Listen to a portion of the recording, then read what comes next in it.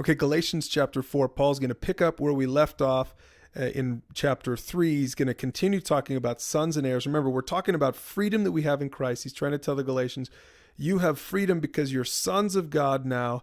And he goes on, he says, I mean that the heir, as long as he is a child, is no different from a slave, though he is the owner of everything, but he's under guardians and managers until the date set by his father. Remember, he was talking about the law was the guardian, but now that we're free in Jesus Christ, we don't need the guardian anymore because the better thing is here, God himself. So he says, listen, Jews were heirs, but they were still under a guardian, the law, but now everything's changed because of Jesus. He says, in the same way, we also, when we were children, we were enslaved to the elementary principles of the world. So if you think about it, he's talking about two different types of principles. For Jews, the elementary principles were the Mosaic law. A Jew would have a tendency to go back to the Mosaic law to try to be worthy before God through that. Paul said, we can't do that. It won't work. For Gentiles, the thing that they'll go back to is their pagan lifestyle and their values. We just have a tendency to go back to the thing we are more comfortable with, or the thing that we came up out of. And Paul's saying, don't go back to any of this stuff. There's no need to anymore. And here's why. He says, because when the fullness of time had come, God sent forth his son, born of woman, born under the law, to redeem those who were under the law so that we might receive adoption as sons. So he's saying we're done with all that old stuff now. We're done with our old life because of Jesus. Jesus came and he redeemed us, and now we are his sons. We've been adopted as his sons.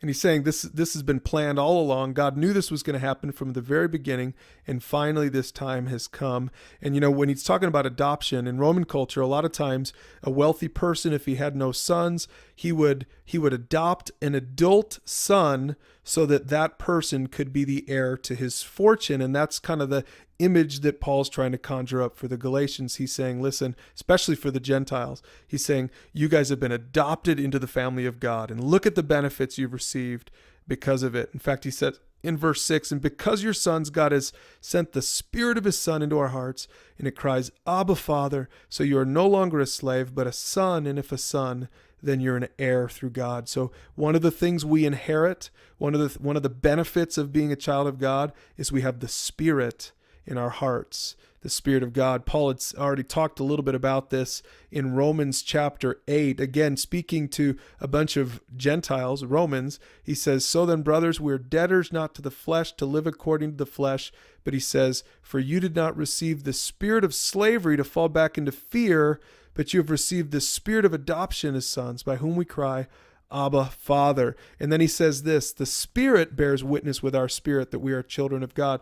Sometimes you might wonder, am I really a Christian? And what Paul is saying is the Spirit bears witness that you really are a child of God, and if children, then heirs, heirs of God and fellow heirs with Christ, provided we suffer with him. Now, so think about it. Paul is saying to the Galatians, you don't have to let the Judaizers get in your head. You are already children of God. You've already been accepted. How do you know you've been accepted? Because the Spirit of God lives in your hearts, and he's a deposit. Paul says it in another place. He's a deposit in your life, guaranteeing what's to come.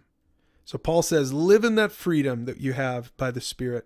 Live in that new freedom. Don't go back to the Mosaic law. Don't go back to your pagan lifestyle. You don't have to be trapped by that stuff anymore. Why don't you hit pause and talk about some of these questions before you move on to the next video?